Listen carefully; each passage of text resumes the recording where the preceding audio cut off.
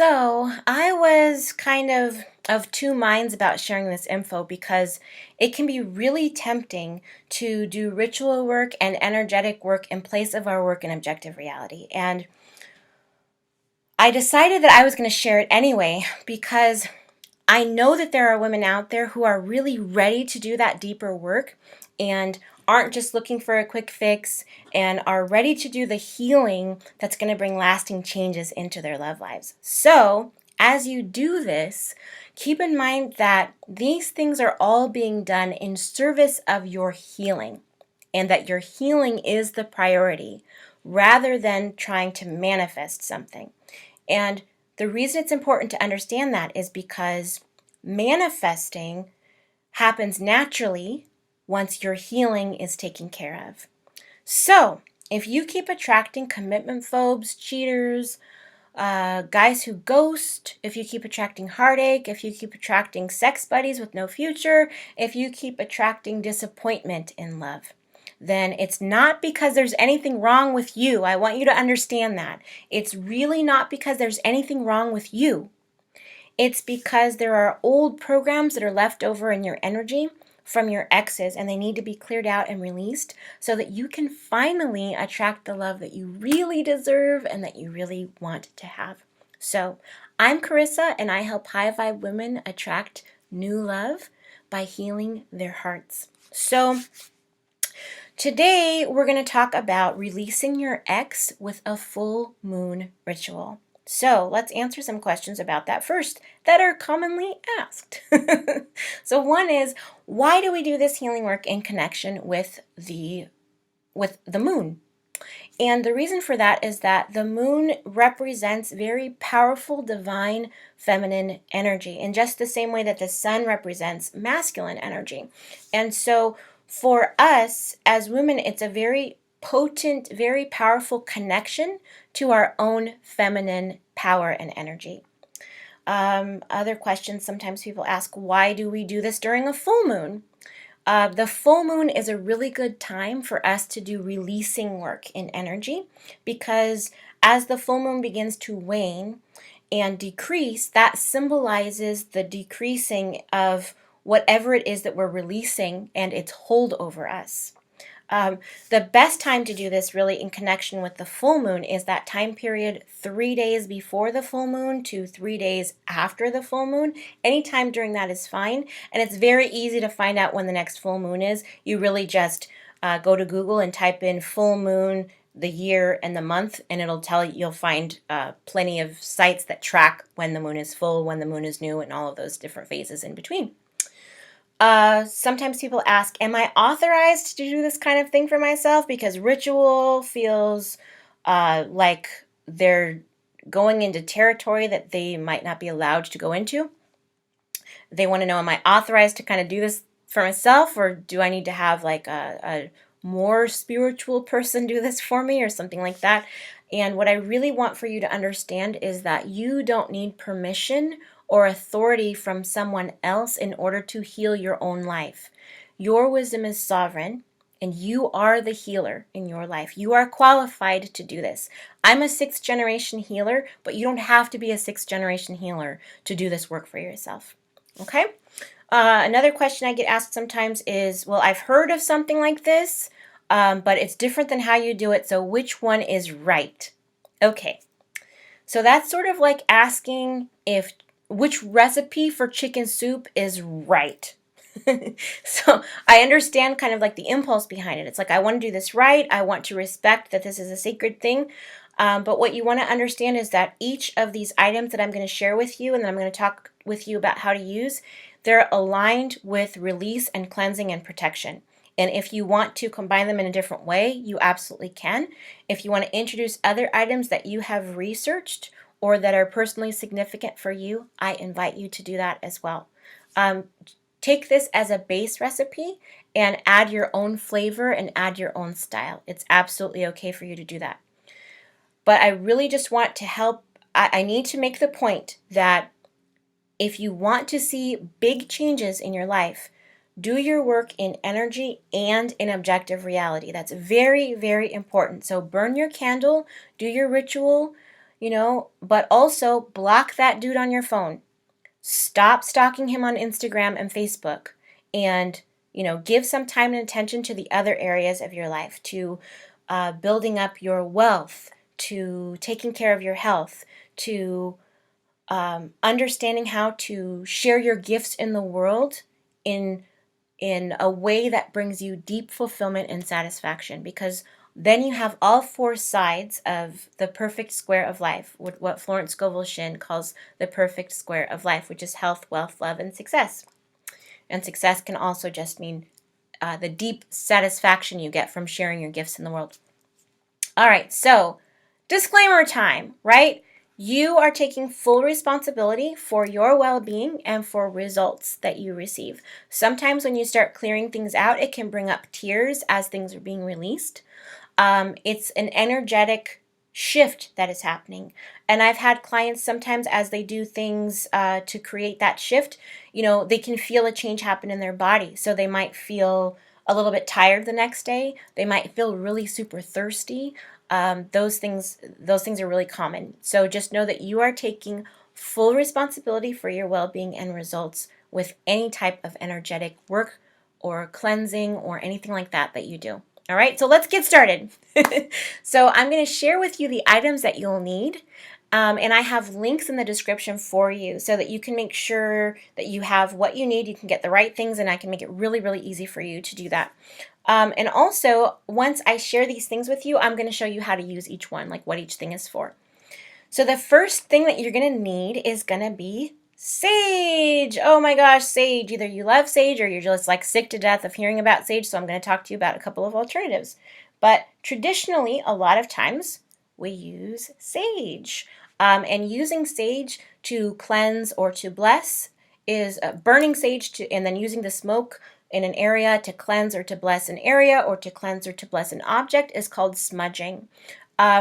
But if you hate the smell of smudge, you can use something like frankincense. Frankincense is absolutely fine too, and I'll talk about frankincense a little bit further on in the video. If you have super sensitive smoke alarms and you're like, I am not trying to get the fire department out here and having to explain to them that I was filling my house with smudge smoke. If that's, if you're just like, I'm not into that, or even if you just don't like the smell of smudge per se, then you can use another product that I really love that's called Spirit Mist Smokeless Smudge, which was created by Rhonda Lee. I want to show you this. Hopefully you probably can't really see it that well.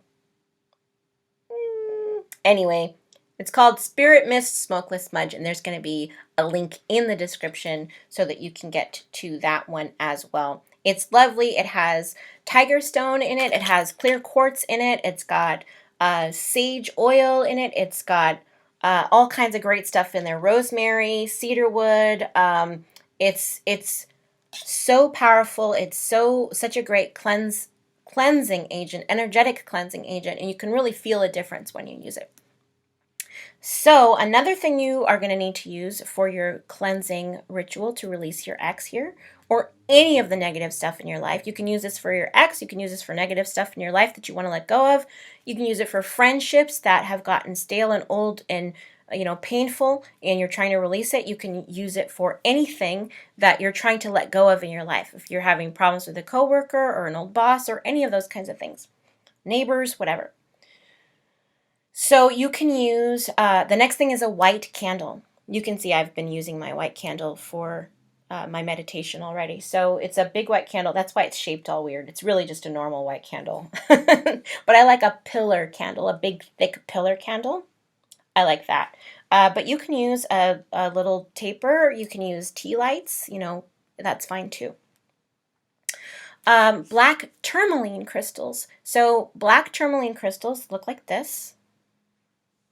This is a black tourmaline crystal. They look pretty standard, pretty common. They absorb negative energy, and they help to cancel out all of the heaviness of that. So they'll absorb that, and then you'll be able to cleanse and release it from the crystal as well. A little bit later, I'll show you how to do that. Another thing you're going to want to use is sea salt. I like to use Himalayan pink Himalayan sea salt, but you can use whatever sea salt that you would like. Once you have a handful of that in your bath, which I'm gonna take you through how to do that in a little bit.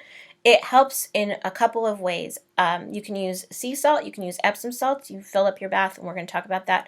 But you'll want to get salt. Okay. Next is frankincense oil. So frankincense oil, this is the one that I'm using that I really like. I'll see if you can see that. Oh, I need to turn it so you can actually see the label, huh? I don't know if you can actually see it. It's okay, I'll have a link to it in the bottom. It just says Serrata frankincense, 100% pure therapeutic grade essential oil, premium frankincense oil. It's not gonna, oh, there you go, frankincense. Okay, so you can kind of see what that one is. Frankincense. Now, frankincense is really powerful because it releases negative addictions and unhealthy relationships and bad relationships. It's really, really great. And then you'll also want to use palo santo. The palo santo comes in different forms. You know, you can get it in little cones. You can get it in incense sticks. I like to just use the straight up wood, the pieces of the palo santo tree.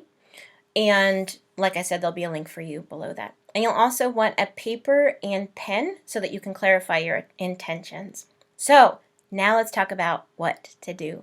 All right. The best thing to do is to gather all of your items together so that you can have them in one place, and it just makes it easier to work with them.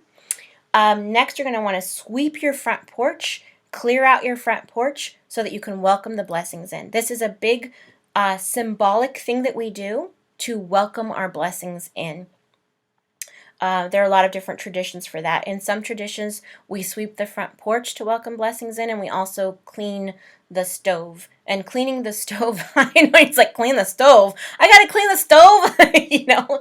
But the symbolism of it is like creating a welcoming home and hearth is how you think about that. So if you want to skip cleaning the stove, skip cleaning the stove. You know, do you, boo. It's like whatever you want to do is fine. So sweep the front porch to welcome your blessings in.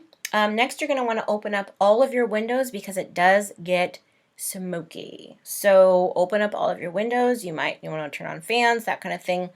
And then light your bundle of sage and blow out the smoke. So you'll take your bundle of sage, and usually, you know, you can see the part where the stems are, that's the part you're holding, and you're going to light this part where the tips of the leaves are.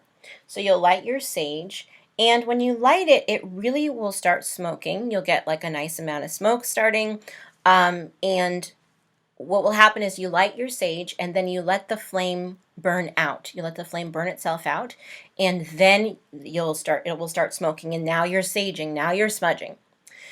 So then you will begin outside of your front door, and you will pass the sage back and forth in front of outside of your front door to bless the entrance to your home. Now, when I set intentions for a cleanse, I like to say them out loud. So something you might be able to say for this part of it is you can say, let my home and my aura be protected by divine light while I do my cleansing work today. So that's an intention that you can set as you begin to do the cleanse. Now you're going to walk back inside the house, and you're going to take your sage through each of the rooms in your home. And you can try to get the smoke from the sage to touch everything in each room. You know, sometimes people use a turkey feather for that. You know, that can be different spiritual traditions can do different things for that. I just take the sage through the room. I don't, bother with a lot of other things. And it usually takes about 3 to 5 minutes per room, and you might have to light and, relight the sage. It might go out and you might have to light it again. That's okay. You don't have to attach any particular spiritual significance to that. If it goes out, just light it again. It doesn't mean, like, I've had people ask me before, if I'm trying to sage and the sage burns out, does that mean that, like, I'm under attack by, negative spiritual forces, or that, like, I'm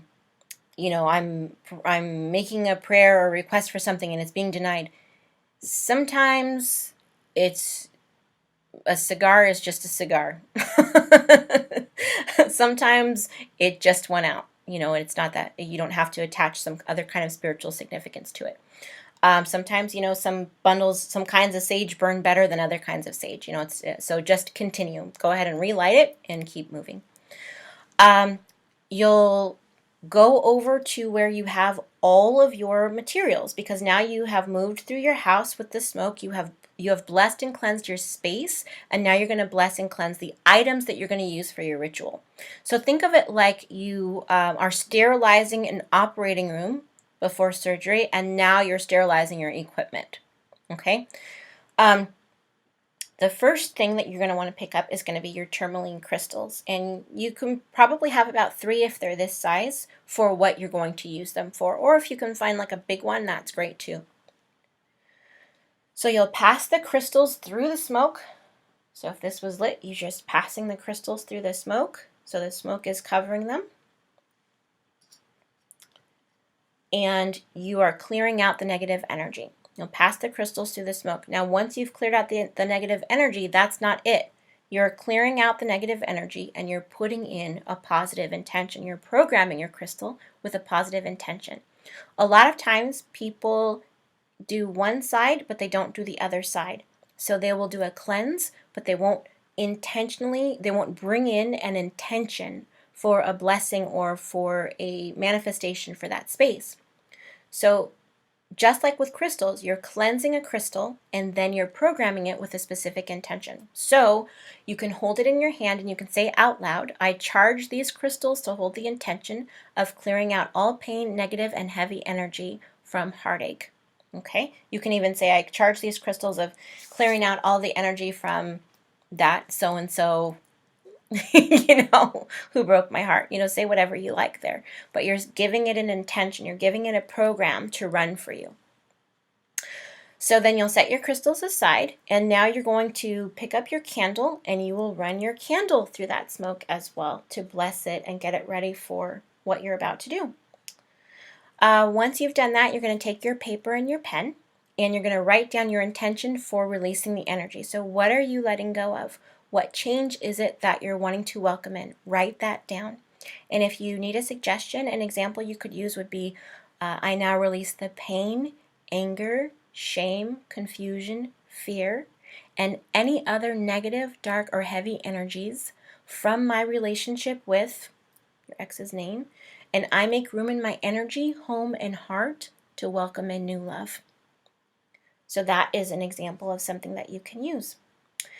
Next, you will want to pick up your white candle, which has now been cleansed in the sage smoke, right? And you're going to point the wick away from you. Now, this is something that a lot of times people don't teach, but when you want to release something from your life and you're using a candle to do that, you point the wick away from you, and when you put oil or anything on it, you move away, away, away, because you're moving something away from you. When you want to bring something to you, you point the wick toward you and you dress toward you, toward you, toward you, like that. Putting oil on a candle is called dressing a candle.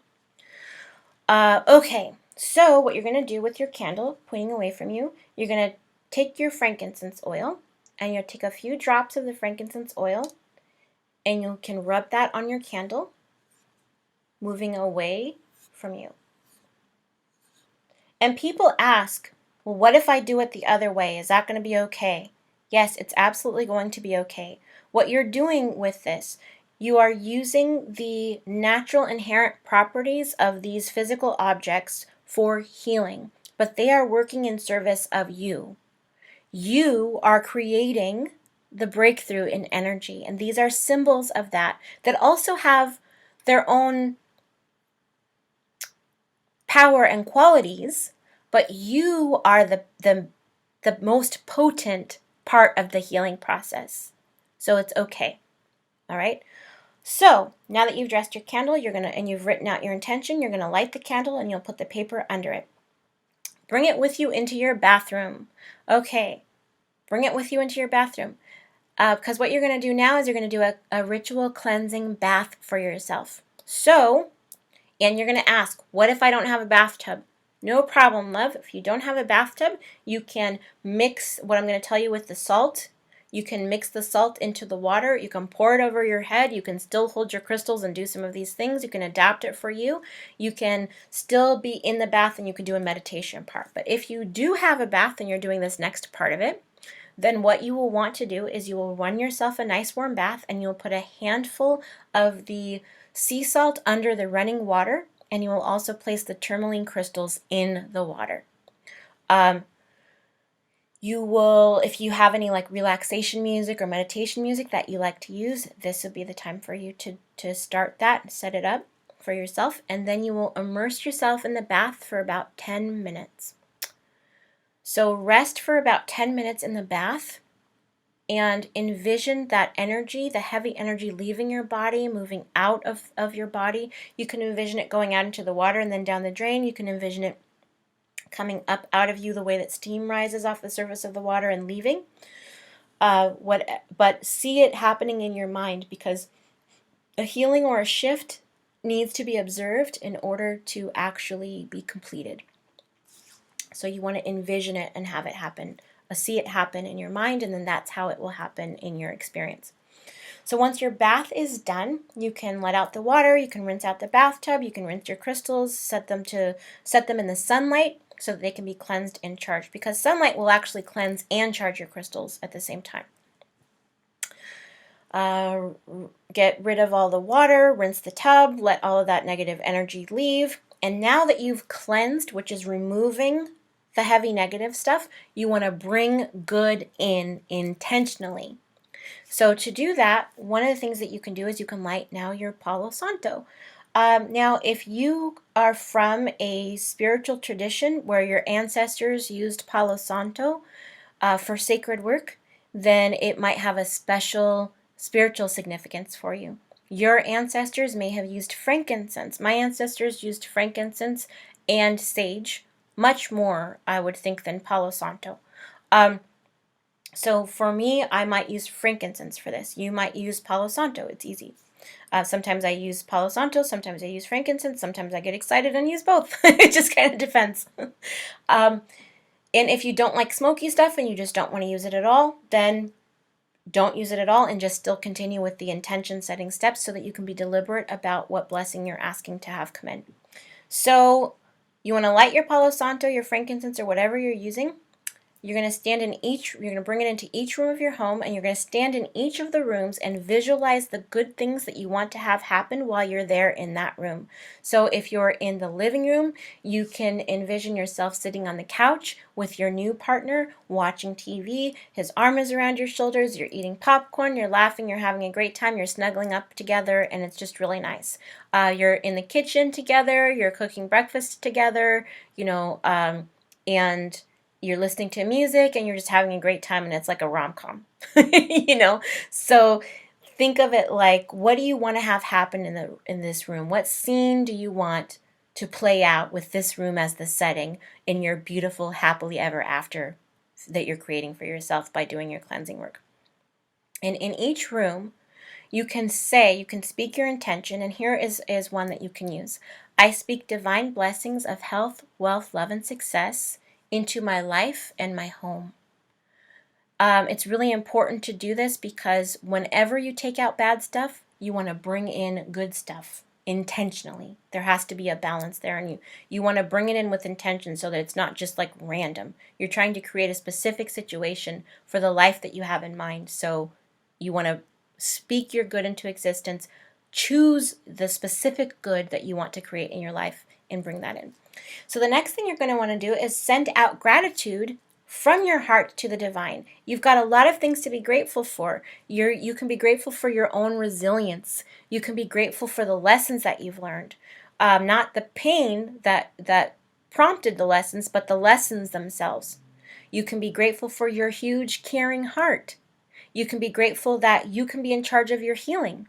You can be grateful for everything that's good in your life. And if you can be grateful in advance for your soulmate coming in, like I said, those are the women who I've worked with who are able to manifest love the most quickly, is the ones who are able to get into the energy and the flavor and the mindset of being grateful for their soulmate before he's even come into their lives. All right, so now, what do you do with your candle that's still burning? Well, you blow it out, and go to bed if it's the end of the day. You're good. You've done tons and tons of work. You are good to go. And so that is the ritual. That is the full moon ritual. You might want to drink water, a lot of water, and you might want to get some extra rest, because whenever you do any kind of an energy cleanse or any kind of deep energetic work, you're using these kind of next level tools, and your body sometimes needs extra support in being able to integrate the changes that are happening from them. So drink a lot of water, get a lot of rest, and then keep your eyes peeled for the good things that are coming in after you've done these kinds of cleanses, and actually start keeping track of the changes that you see.